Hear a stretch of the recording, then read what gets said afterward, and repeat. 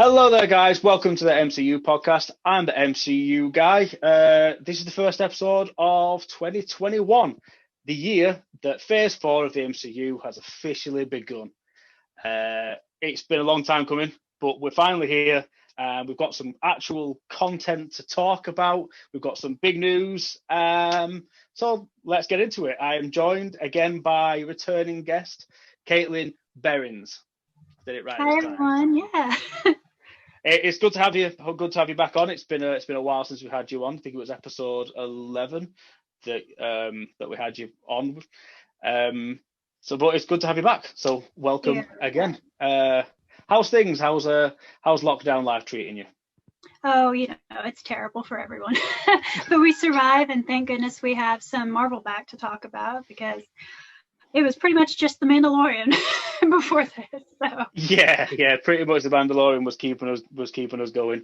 We had a bit of Age of Shield last year, though, didn't we? We had a 12 episodes of the final series, which is good, and we are going to talk about on this podcast once the final episode has aired over here in England. I think we've only got one episode left. I think the season finale is this Friday or Thursday, whatever day it gets released over here. So we'll cover Agents of Shield next month.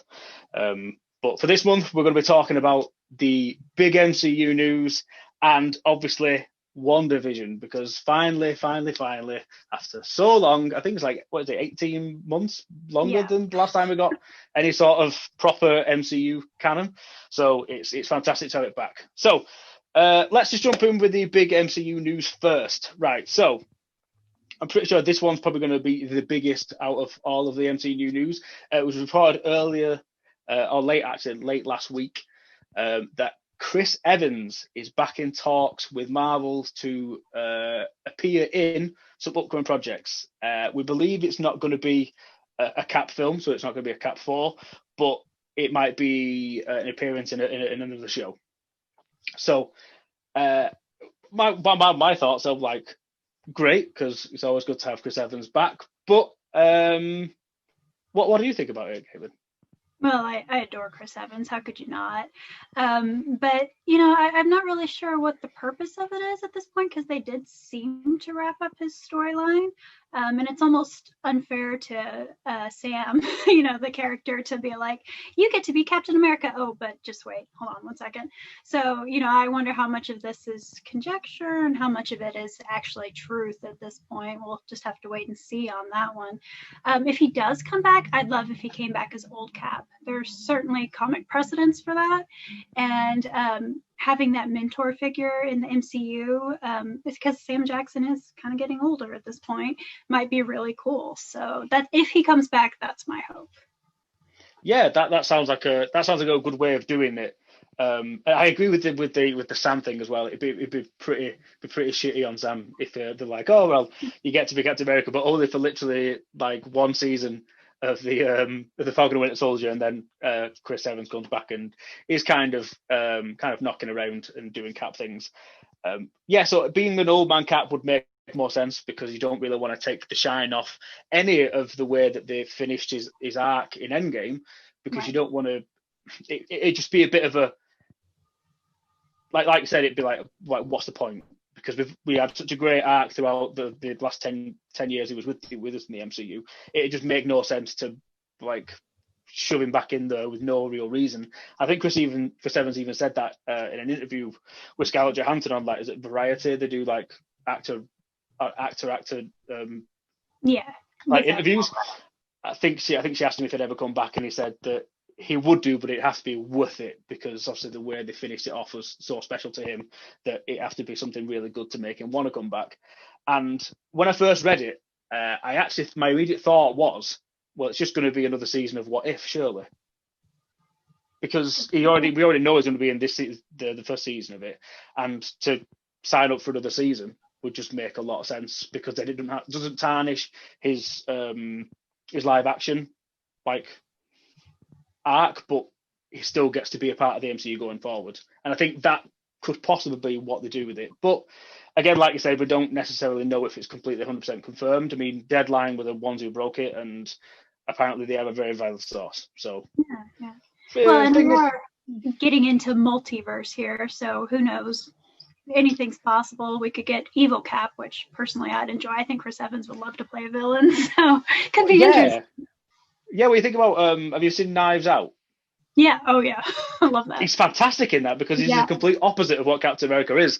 So I loved him in that, and I thought it's one of his best roles that I've seen him in a very long time, as opposed to obviously Cap thing as well, because they're obviously great. But yeah, he plays such a great dickhead, which is just brilliant because you don't expect Yeah. it. You don't expect it from him, so it's really really fun and really interesting. So yeah, an evil Cap would be quite good in a multiverse storyline. But I think if it's going to be in the multiverse of madness, I think we're a bit too late in the process now, because I think they're in production and filming over here in the UK, but it's halted currently because of COVID. But I think they're already started it anyway, so it would be a bit too late to kind of shove Chris Evans in this stage. So it'll probably be something going forward, a bit further, maybe Phase 5 things, or maybe the end of Phase 4, depending on what they actually have planned for the end of the phase. But Chris Evans coming back, always a positive, but we'll just have to wait and see in what kind of format is going to come back in. Which again moves us on to another bit of casting news. Ethan Hawke has been cast in the Moon Knight Disney Plus show. Now, I'm not gonna lie to you, I don't really know much about this guy, Ethan Hawke. I know that he was in Training Day, and that's about it. I think he's been in a lot of like rom-com, like season pieces. I know he's done a lot of Broadway stuff, and he's a seasoned actor, but he has not really done a lot of TV as far as I'm aware. Do you know much about Ethan Hawke? A little here and there. When I first saw the news, I thought it said that he was being cast as Moon Knight, and I was furious because I want me some Oscar Isaac. Yeah, we want Oscar Isaac, of course I do. Yeah, absolutely, and I don't think that's been confirmed yet, though. I think that's the popular idea. But I've seen people speculate that he's being cast as Dracula, and it'll link in with Blade and all of that stuff. And if so, I think that's perfect casting because he looks like Dracula, which is weird because what does Dracula look like? But he does. And so that would be a really cool way to link shows and, get a name that means something, because everyone knows the name Ethan Hawke, even if you don't know anything about him, which is weird. How do you do that? But so it'd be interesting to see him show up like that too. Yeah. I can't remember. I think it might have been Boss Logic who did a bit of artwork showing it as like a mock-up of Dracula. And when Boss Logic does something, you know that it's going to be great, and you know that it's going to be like on the money. So you're like, yeah, that makes total sense. And like I said, the connectivity between Blade and Moon Knight would be fantastic. Yeah, I think it also could possibly set up another bit of news that we had for this last month, was that the fact that Kevin Feige has stated that some of the Netflix characters could possibly come back in the next phase. Now, that would be really cool if that happened, because you could always put Punisher in there as well. So you can have Punisher, Moon Knight, and Blade all in like kind of in that connectivity like timeline, because that would be amazing. Because I remember the old Spider-Man cartoon did a thing where it was Blade and Punisher were in a few episodes with Spider-Man, and I remember that being really cool. Not really knowing much about the Punisher, but that's like being my first introduction to Punisher as a kid, and I was like, wow, this is awesome. So if they managed to get that and put that on the small/big screen, then that would totally make my day. But the big thing that came out of the news about these characters coming back is Kevin Feige announced that he was open for any of these characters to come back, and then a couple of days later, like, big reports came out that Daredevil is going to be in Spider-Man 3, and Charlie Cox had actually been spotted on set and has apparently finished his filming for this. Now, this is all absolute chaos because Charlie Cox has stated multiple times that he has no like contractual obligation to play Daredevil ever again, and no one's approached him. And if Daredevil is going to be in the MCU, it's not going to be his Daredevil. So either he's really, really good at lying, which we know that some MCU actors have been trained and told that they have to lie. Maybe not Mark Ruffalo and Tom Holland, but yeah, they're supposed to keep their mouth closed. But it just seems a bit too close on the nose if a couple of days after Kevin Feige says that you might see some characters coming up in future MCU projects, then this Charlie Cox news comes out. So I mean, how cool is that? Do we want Daredevil in Spider-Man 3, or are we thinking there's a lot of characters at the moment? Yeah, I mean, I'm not really sure what direction Spider-Man's going to go in general. I don't, because of the whole mess with Sony, it's hard to know how much we're keeping. But if you're going to open the Spider-Verse, it does not make sense to not have the Punisher and Daredevil as part of it because they're such a huge part of his story in the comics. And, Ryan Reynolds' character too would be really nice to have involved, but let's not get ahead of ourselves. But yeah, Charlie Cox and John Bernthal are just so phenomenal, and Kristen Ritter as well, all of them, and they would fit in so naturally, not just in Spider-Man, but with She-Hulk coming up. It almost doesn't make sense not to have Charlie Cox there. So yeah, it's a natural fit, and like you said, I think that Marvel trains their actors to say nothing or lie. So I think it's more likely that maybe it was just a last minute, like, if we can make this work, let's make it work kind of thing. Yeah, because it also lined up with the fact that I think they started pre-production or production on Spider-Man 3 just as the Netflix rights to Daredevil came back to Marvel. Right. So that would have tied in really, really nicely if that was to happen. Obviously, we don't really know what's going on with Spider-Man 3. Like you said, a lot of set photos and leaks have shown just normal New York based stuff, like nothing out of the ordinary, nothing like world building and multiverse building stuff. It just seems pretty standard things that we saw from the first film. Maybe not so much second one because a lot of it's based in Europe. But stuff like the things there's a leaked video where Peter Parker's going to see MJ who's at work and it's snowing, so it's taking place in winter. And then there's another I actually saw some set photos today where it has like a billboard or like a news board from somewhere in New York, and it's got like a Mysterio poster that says "Believe," and also, but like somewhere below it, it says "Citizens of New York, trust Spider-Man." So it's like it seems like they're still going to keep it quite grounded because they've got people siding with Mysterio and siding with Spider-Man, and people just conflicted so they don't know what to believe. So for the time being, all the stuff we've seen makes it seem like it's not going to be the massive multiverse thing that it's been sold at currently. But again, we're only early days into it, and anything can happen. So, and they might just leave all that kind of stuff out, and that kind of stuff might be really, really under wraps. So we don't really know. But it's all very, very, very exciting. Yes. But yeah, that, and you mentioned Ryan Reynolds in the last bit, so we might as well get onto the other and final bit of big news from the MCU is the fact that Deadpool 3 is officially 100% confirmed happening. Kevin Feige said it. He said, you're having it. It's coming. It's going to be rated R, but it's going to be a while. So my question to you, Caitlin, is why is it taking so long, and why do we think it's going to be rated R? How are Disney going to get around this? I mean, it's interesting, but I mean, it has to be rated R. They put out that kind of soft feeler with the like Christmas version of Deadpool 2, and it did fine, but not as well as I think they hoped. And it just has to be R. It's not Deadpool without it being rated R. And so I think kind of skirting that line is going to be really difficult, and that's kind of also what takes it so long. Is because that script probably is going to get gone over 800 billion times. It's like, well, can I say fuck on here? Like, I don't know if I can say fuck. Yeah, of course you can. You can say whatever you fucking like. Hey. So yeah, but I mean, it's like you have to work in the fucks and the nudity and all that in just the right way. Though that kind of connects to the theory I've heard that there's going to be a Disney Plus like After Dark, and that would include things like Deadpool.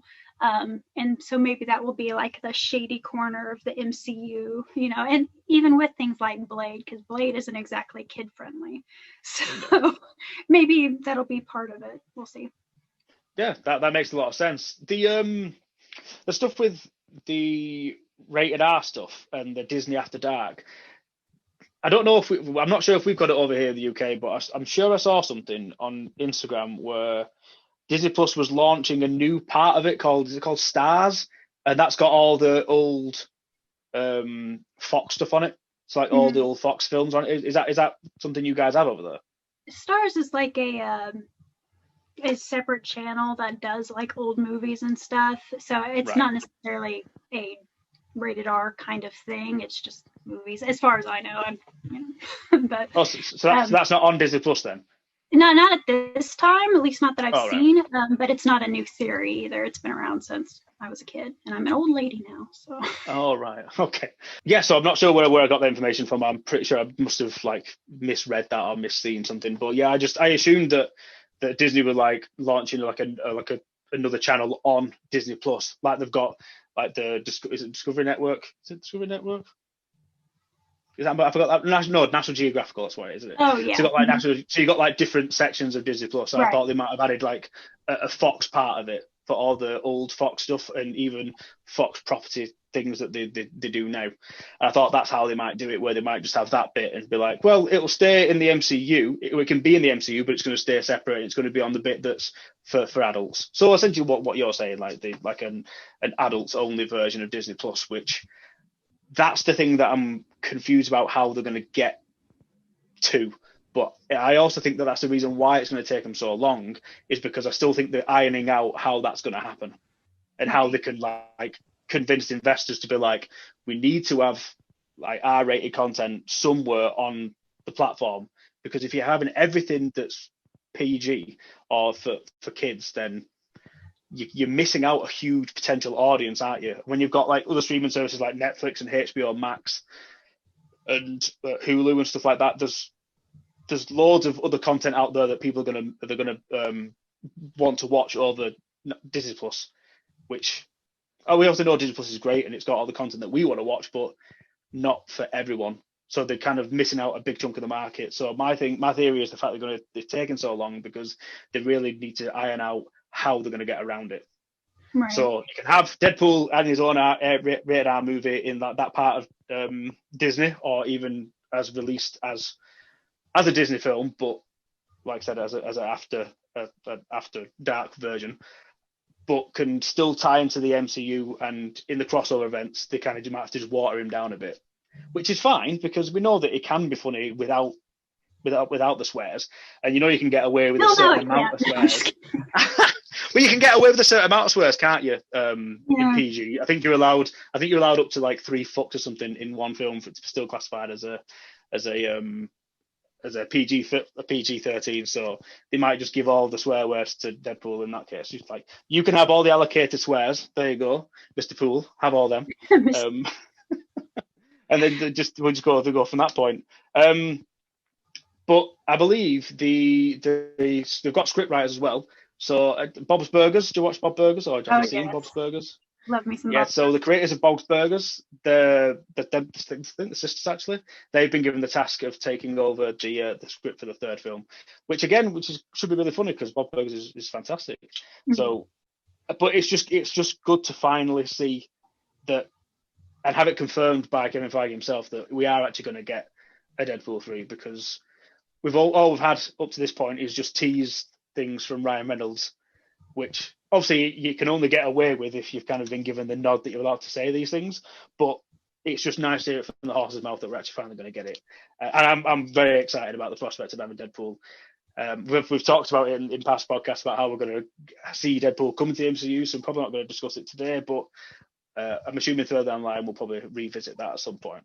So Deadpool 3 is happening, and we're all very happy about it. Yes. So that concludes the big MCU news for the month. So now we're going to move on to WandaVision after this break.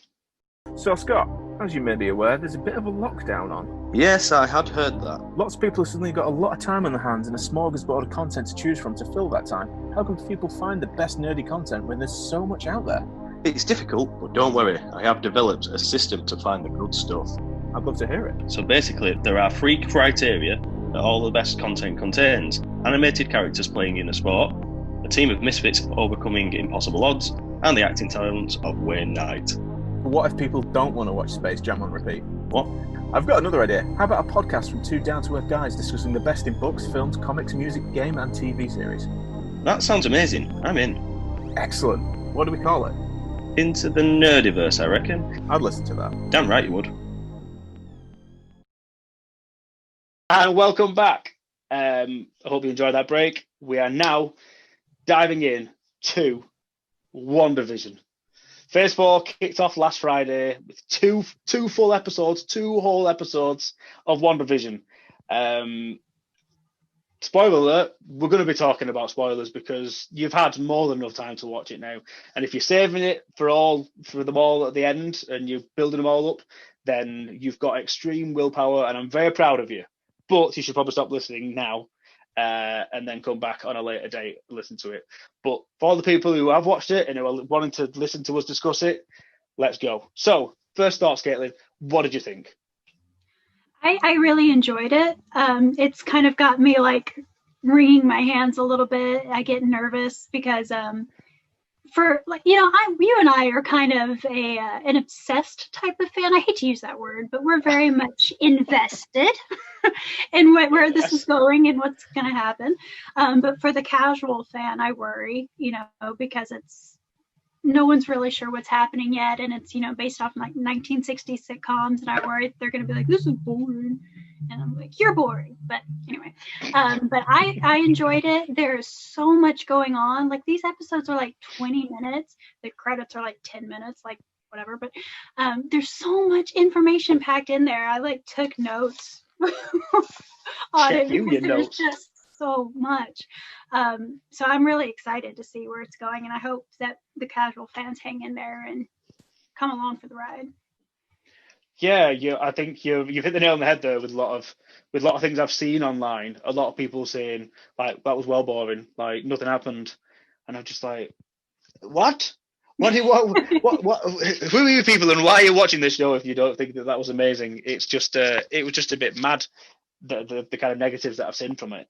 Because it's so good and it's so clever and so imaginative that you would never think that watching the first Iron Man film like 12 years ago, and you get to the point where we're at now, where essentially we're given like some of these writers are given like free reign of doing whatever the hell they want, as long as Kevin thinks it's cool, then you can do what you want, and it's really, really paying off, and it's so impressive how they've done it.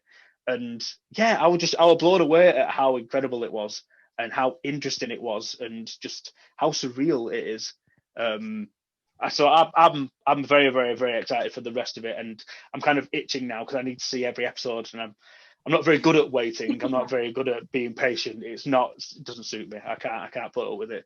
It was bad enough having to wait every episode of The Mandalorian every week, but we got there. And the only negative of the fact is these episodes are so short that you feel like you're not getting as much as you probably would like. Because I always felt like when I watched the Mandalorian episodes, if it was anything shorter than 40 minutes, I was a bit like, well, I was expecting more from that episode, but only because I wanted more content, obviously. Because the more content, obviously, the better, isn't it? For people who've been starved of content for so long. So yeah, that's my only negative is the fact they're so short. But I obviously understand why they're doing it, because they're sticking to obviously the sitcom format of only having 20-minute episodes with an ad break in the middle. So yeah, that's the only negative. The rest of it's all fantastic, and I'm super excited that it's happening and that it's here. So my question for you, I keep giving you these questions, but I want you to tell me, what do you think is going on? Because no one seems to know what's going on, but I want to see what you think is going on. Yeah, I mean, it's so early and it could go a billion directions, but it does seem to me that, well, the big question to me is, how much influence does Wanda have in this world? Obviously, she has some. The big moment at the end of episode 2, when she just told the beekeeper, whatever you want to call that guy, no, and rewound time. And and at the end of episode 1 too, where she's like, Vision, save him, and like that was the big thing. But it doesn't also seem to be full control. And so I think that she made some sort of deal. And I think the villain here is going to be Mephisto. I know that's kind of the popular theory, but it makes the most sense right now for me. Yeah. And I think she made some sort of like Wonder Woman 1984 style deal with him to get Vision back and, enter this world and start the family that she wanted. My other question about it is like, what was it that made her crack for lack of a better term. Like, she lost her parents, she lost her brother, she lost Vision.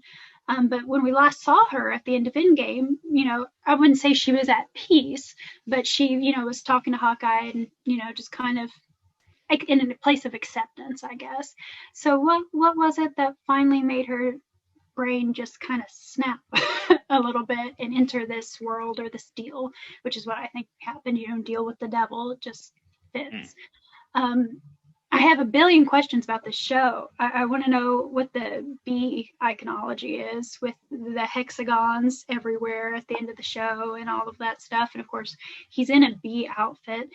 He's got the sword symbol on his outfit, but the bees are still like around him, which are random sword agent. Like, why would the bees be like, or flies? He came out of the sewer. I'm not sure what they are.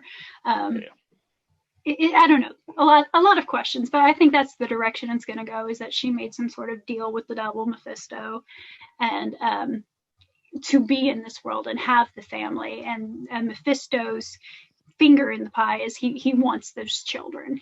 And I think that's the theme we got from episode 2, for the children. So, yeah. That makes total sense.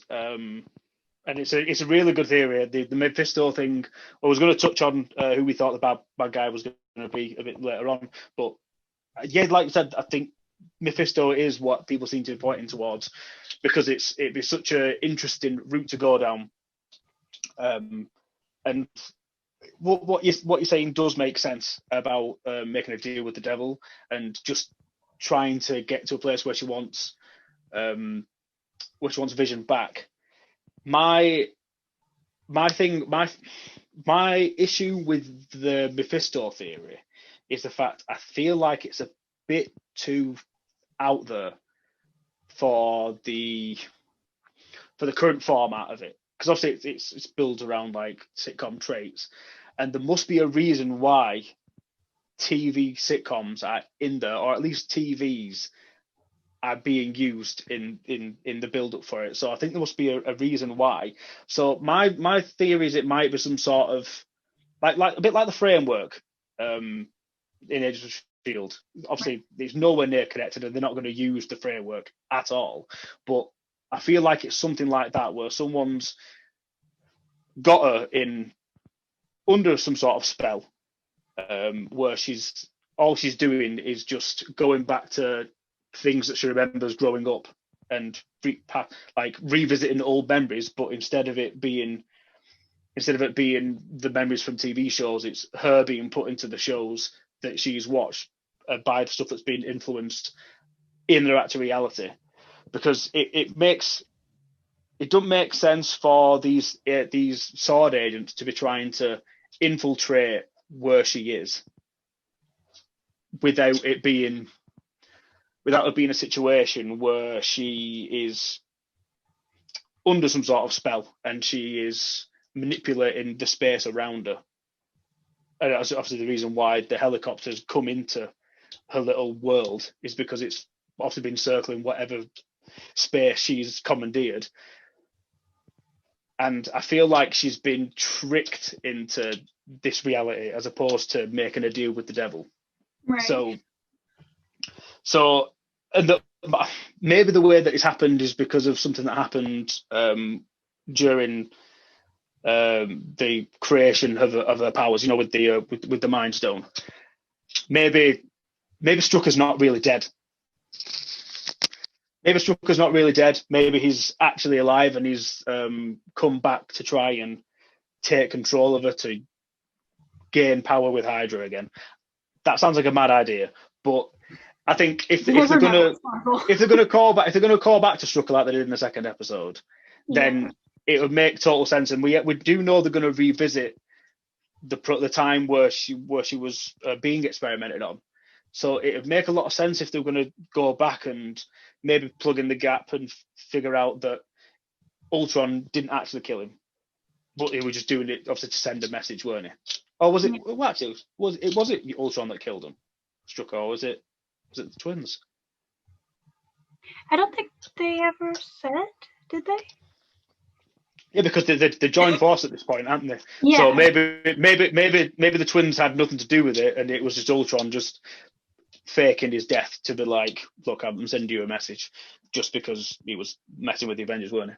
So yeah, maybe Strucker is the guy who's behind it, and all of it's kind of just stuff that's already implanted in her head, and he's just kind of awoke it, and now her powers are like erupting from her and taking over like a bubble of air, like an area in New York where it's just like getting bigger and bigger and bigger, and that's why they're having to try and infiltrate her and try and figure out how she can like be rescued from this dream world. And what I did notice at the end of episode 1, where they sit down on the couch, Vision actually uses a remote, doesn't he, and turns on the TV or turns off the TV. You know, the bit where before it pans out, and it makes me think that that's why they're relying so much on the TV like tropes and the TV angle, is the fact that everything is centered around this TV world for the time being, until they realize what's going on, and then they're going to take it completely out of that, and then I think we'll just go back into the real world then, and it'll be more of these things where it'll be more about the agents of S.W.O.R.D. trying to infiltrate, as opposed to all these different sitcoms. Because you got to think, what were we in the 1970s in this third episode that's coming up this Friday? Yeah, I think so. So you got 70s, 80s, 90s, 2000s, and then maybe 2010s. So, and I don't think they're going to go to 2020s, are they? Because only 1 year of it. So that's 5 episodes, and we've only had 2. So there's still 2 episodes after that. So I think once you've got past these sitcom like episodes, maybe even 4 episodes of that, because I think the last 3 are supposed to be really, really important for the story. So maybe they'll just take it out of that TV world, and then it'll go back into the real world, and obviously it'll fill in all the gaps of what's happened so far. I So like the idea that the sitcom trope isn't related to Wanda, because it doesn't make a lot of sense for it to be.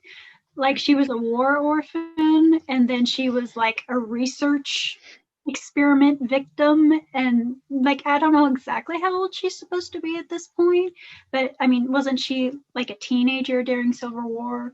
So like early 20s, like, because she was snapped, so she didn't have those 5 years. So when exactly was she watching 1960s sitcoms, American sitcoms? Yeah, so exactly. It doesn't make a whole lot of sense for it to be connected to her at all, the sitcom trope anyway. So it is interesting to think of other options for why that's the lens we're viewing this through. Yeah, I saw someone post something online. They were trying to tie it into AIM, because apparently AIM's logo is also that little honeycomb shape. But I think that's only on certain designs of the AIM logo, and it's not necessarily the logo that the MCU went with. So, or even Agents of S.H.I.E.L.D. went with. So I'm not entirely sure that can be put in there. But, and I don't understand why you put AIM in there as well when you've already got S.W.O.R.D. in there. They could have just gone a different direction. So I'm not sure if that's necessarily true. So I was hoping that would have tied in somehow, but I don't think it has. And I don't understand why they'd even have AIM in something to do with this, because AIM didn't really have any sort of like a connection to Wanda in the first place. So that would have made no sense at all. So we've touched on the bad guy. You think it's Mephisto? I think it's Strucker. But do we think that Agatha, it's called Agatha? She's called Agatha? She's called Agnes on the show.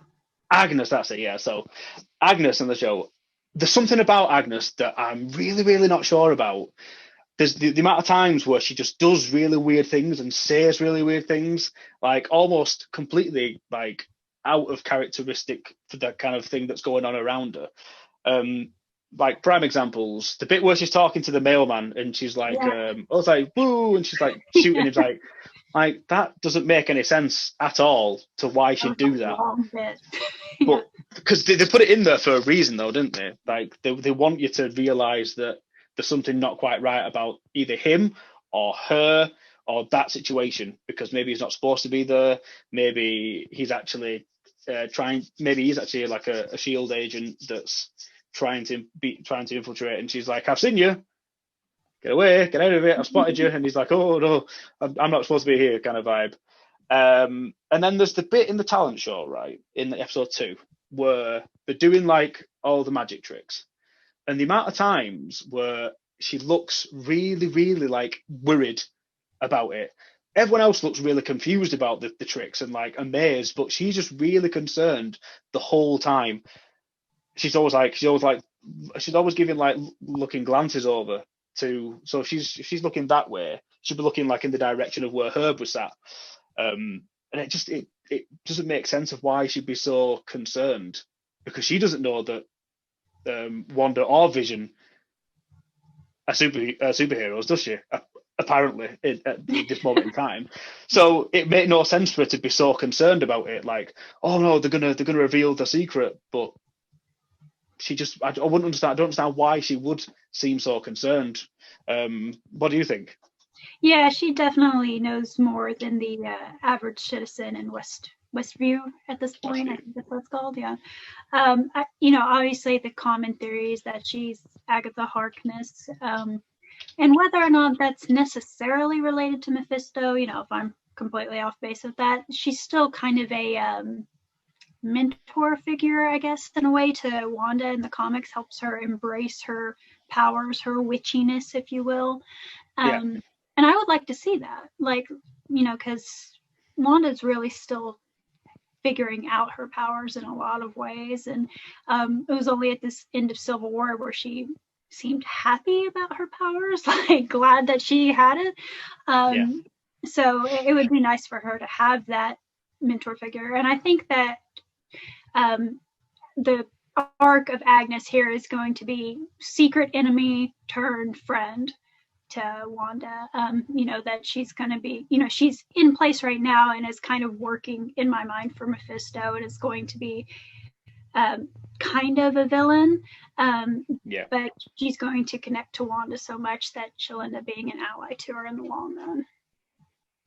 That'd be really cool. It'd be a good plot little twist as well. That would it, when you find out that she's actually working for someone else, whether it be Mephisto or not, that she's the one who's like helping pull the strings, but then she realizes that like Wanda's actually like really vulnerable, and that she actually just needs that mentorship instead of being used as a puppet.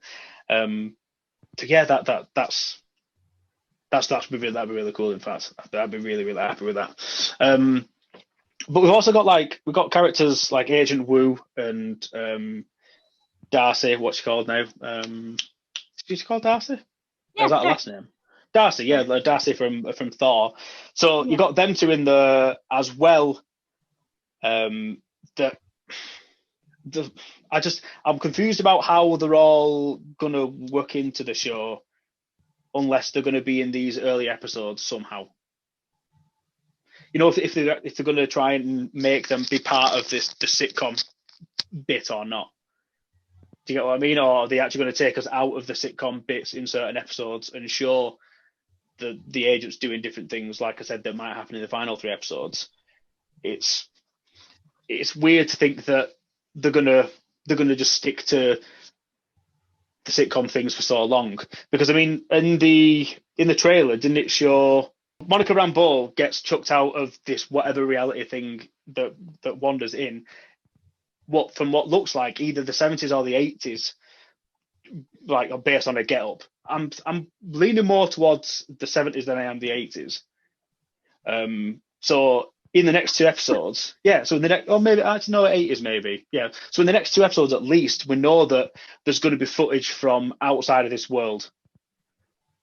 So that is when I think it's really going to start to turn, and I want to know how they're going to play into it. Like, why does Darcy know so much about what's going on?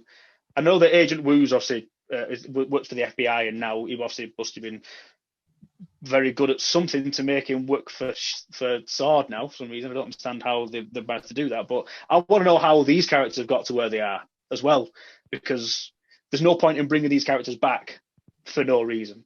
So I need to know why they're there, how they got there. I need more information on them, because I'm not saying they're going to be bad guys, but I'm saying there needs to be an explanation of why these characters are here, and I'm just not sure how they're going to do that.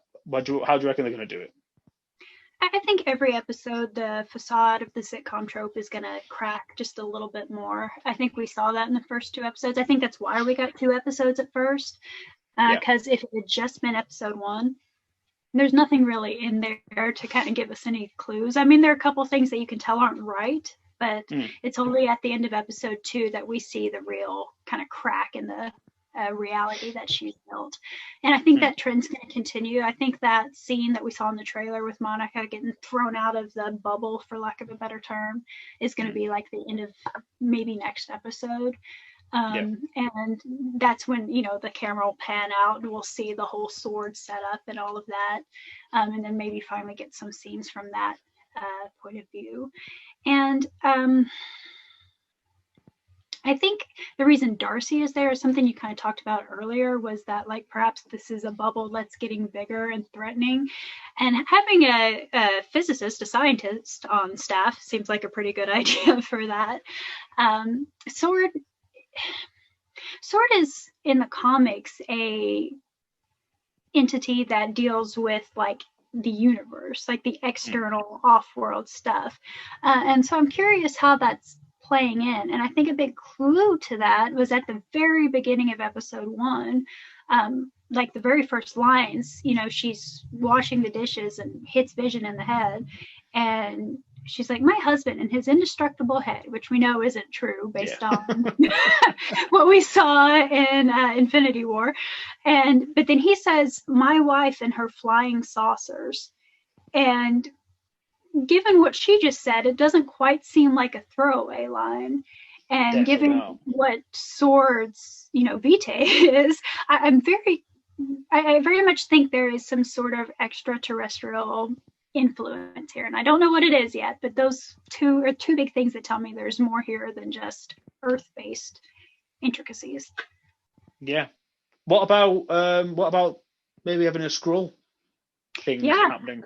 Since if it is Sword, and we know that Nick Fury's in space on the Peak. I mean, that's the spaceship that it's called in the comics, isn't it? The Sword spaceship is the Peak. So if he's still there and not looking after things that are happening on Earth, there could be some like other beings from different planets maybe having an effect on her.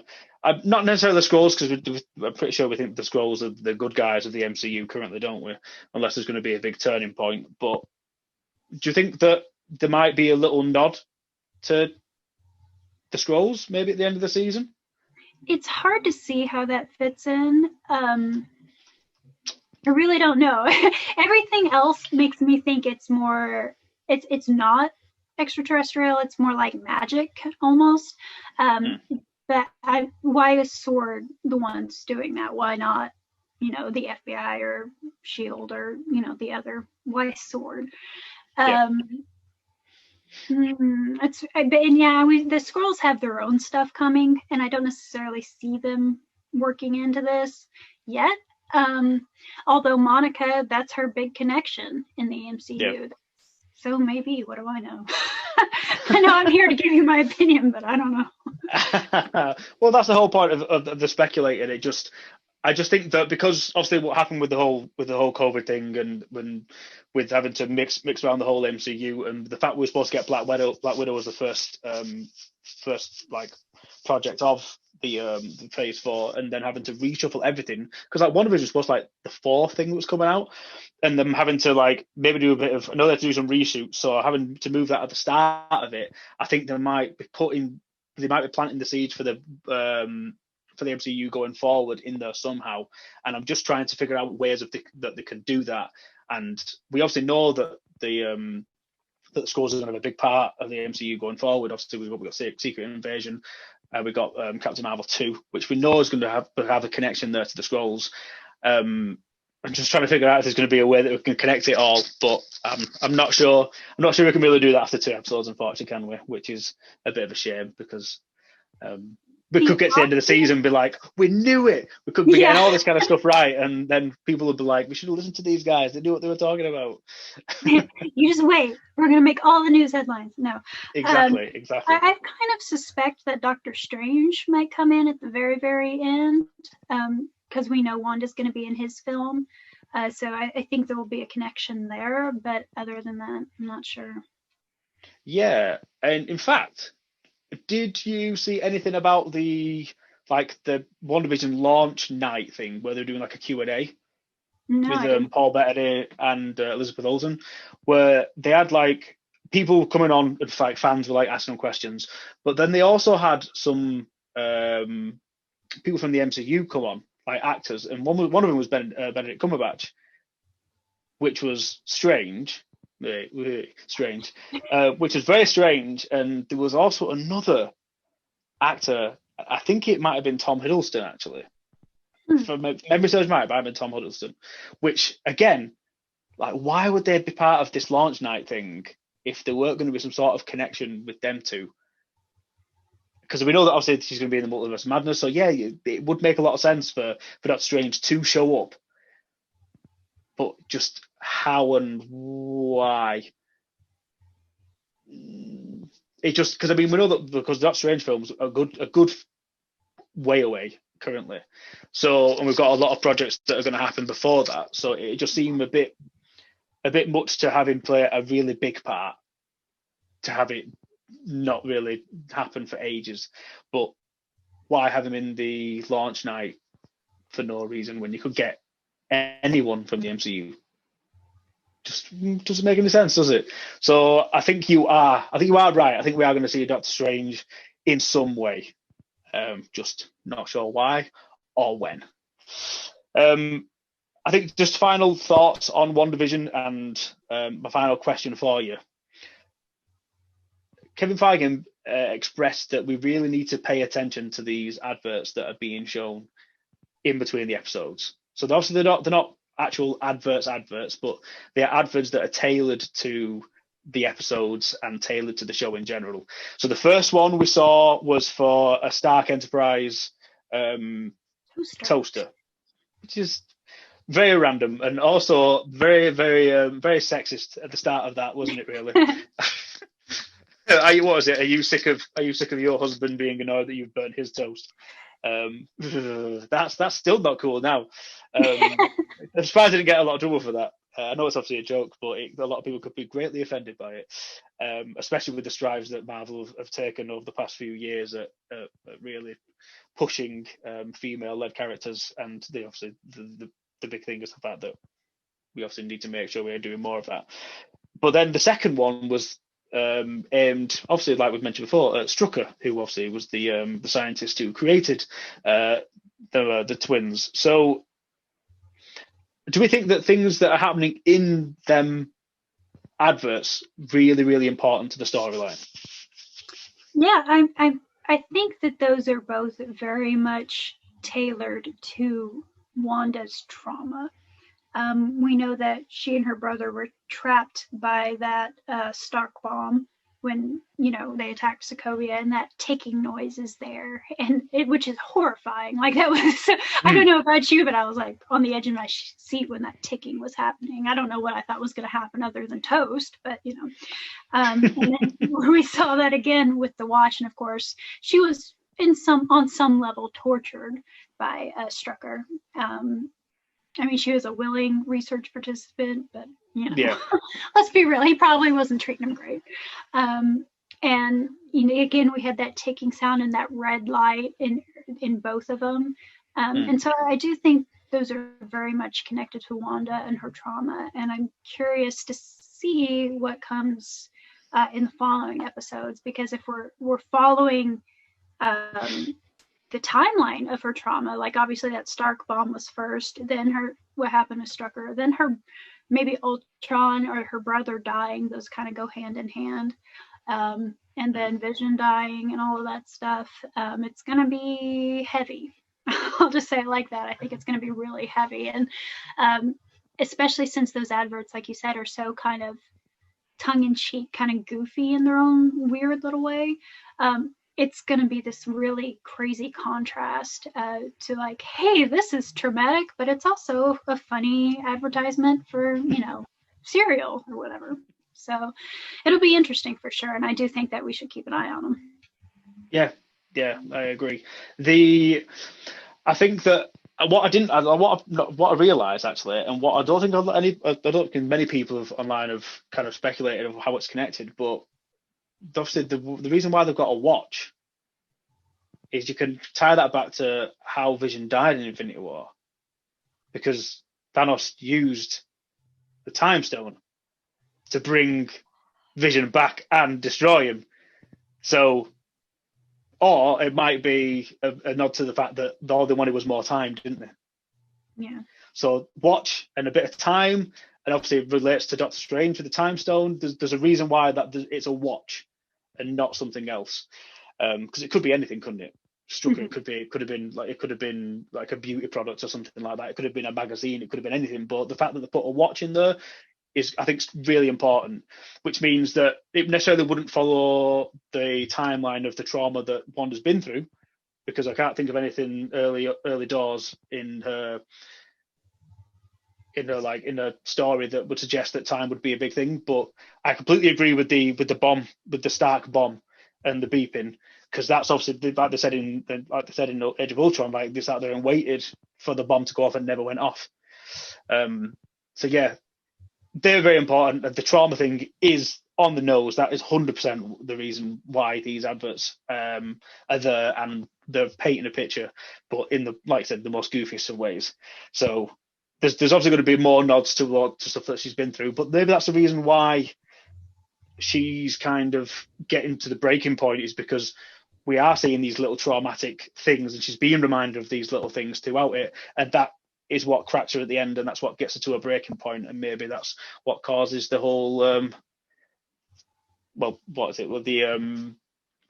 the mutants be gone, but obviously not be gone. The mutants arrive situation from House of M. I do wonder, like, I mean, with the normal progression of this show, you kind of assume that this facade will crack and she'll go join SHIELD and they'll defeat whoever the actual villain is. But if you're Wanda and this facade is the only place where you have a family and you cannot think about that trauma, what incentive is there to go leave it? So I'm really curious if she won't be more of a, I hate to say villain, but a foil to Sword and all of that moving forward. We'll see. Yeah. And that was in the trailer too. She said to Vision, like, this is our home, we have to protect it, or something like that. And I'm like, we'll see. Yeah, so maybe like the Sword are trying to infiltrate her and trying to bring her out of it, but she's trying to defend it and be like, no, let's get out of it. So then the twist would be that Agnes would be on the good side and trying to play it cool and trying to lure her out of it on the inside. And then maybe that's the reason why she's obviously a bit weird about the postman, because she's like, oh, you're an agent, you're not supposed to be here, I'm dealing with this, get lost kind of vibe. Because she's actually working for Sword, and she's actually a good guy, and trying to lure her out and infiltrate from the inside without her really knowing, could be what's happened. Because she knows a lot, because she says to Vision in the trailer, doesn't she? You're dead. Yeah. So she knows stuff. So maybe that's it. Maybe you're right, and maybe Wanda does become like, maybe she's the main villain in Doctor Strange because of it. Yeah. Do you think Vision has a future in the MCU, or is he going to disappear with the world she's created? Yeah, I don't think there's going to be another season of WandaVision, if I'm being honest. I think this is just a one-off limited show. Like the other ones, you can get away with doing a Loki season 2 because there's loads of things you can touch on with what they plan on doing with that show. Same with the Falcon and Winter Soldier, because it's quite a grounded show. There's loads of ground level things they can do. But WandaVision, obviously, you can't redo the same format again, can you? Right. So this is just going to be a limited season. It's going to be only one season out. So I think that this is kind of Vision's last hurrah, because we only really got him in Age of Ultron, Civil War, and Infinity War, didn't we? That's three films, not really a lot. Obviously, we got him as as Jarvis, but it's not the same as being like an on-screen actor. And someone like Paul Bettany deserved a bit better than what he got Right. for Vision's arc in the MCU. So yeah, it wouldn't surprise me if they did this as a limited season, but it's a good way to kind of see off the character of Vision. Because how are you gonna have Vision without the stone? How is it gonna be? Yeah. If that's what happens, and I think you're right, that means that we're going to see Wanda have to watch Vision die or disappear 3 times. Oh, like, God. that's just mean. Like, it's going to be very traumatic for everyone watching for her to have to say goodbye again. Well, yeah, but that would also contribute towards trauma as well. Imagine having her to realize that Vision's not actually real. It's probably just going to be like, oh, I've gone. That's too much. And the fact that the kids are just manifested, that she's manifested herself and actually real as well. Yeah, I think that might be like the final nail. You're British. You watch Doctor Who, right? I've not watched a lot of Doctor Who. I watched the Tennant years, and I've seen bits in between. You know the library episode with Tennant? Is that the one where he constantly dies? Or is that what I'm thinking about? Where it's a constant. I don't think he's constantly. But Donna's in this fake world, and it progresses like that, and she has kids, and then like she realizes it's not real and watches the kids disappear, and it's very traumatic to watch, and it's going to be, I assume, very similar in the show. And watch Doctor Who, guys. It's on HBO Max. HBO Max for all the non-Brits. It's on HBO Max. I don't think we have HBO Max over here. Huh. Oh, if you can get it if you got like a VPN, but we don't actually have HBO Max. That's why I don't actually think we've got Wonder Woman yet. Oh, we might have it on demand. I think one of our TV providers might have it, but I've still not seen Wonder Woman yet, which is mad because we just don't have the facility to watch it currently because they don't want to give us HBO Max yet, which is a bit of a shame because there's loads of good stuff on there. You're in lockdown, like it's a perfect time to have a new streaming service. Yeah, exactly. We have to put up with Netflix for the time being, which is a bit of a shame. But there's some good stuff on there anyway, so swings and roundabouts, I suppose. But yeah, so I think that probably concludes our discussion for the first 2 episodes. Hopefully, episode 3 won't disappoint, and we'll get a bit more information about what is going on. I want to say thank you to you, Caitlin, for joining me again on the show. It's always a pleasure to have you on. If you want to tell people who are interested in finding where you are on socials, if you wish, or if you don't wish, totally fine. You're always welcome to come follow me on Instagram or Twitter. I think you've linked my handle, but just fair warning, it's like pies.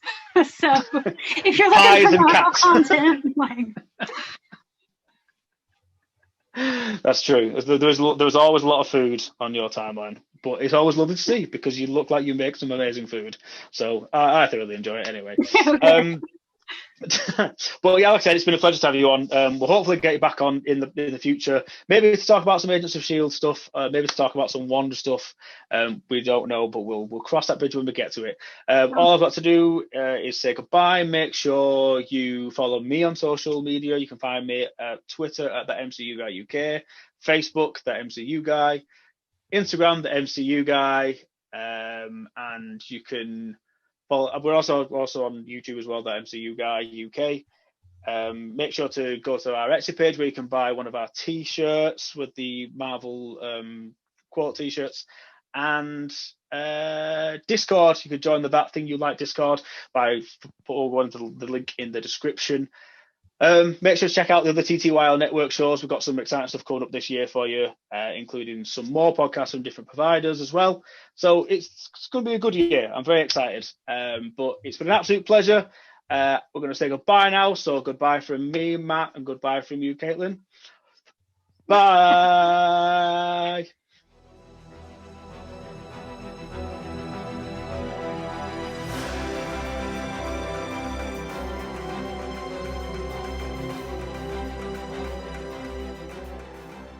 This podcast is part of the That Thing You Might Like network. Here's something you might like. Find us on socials at TTYL Network.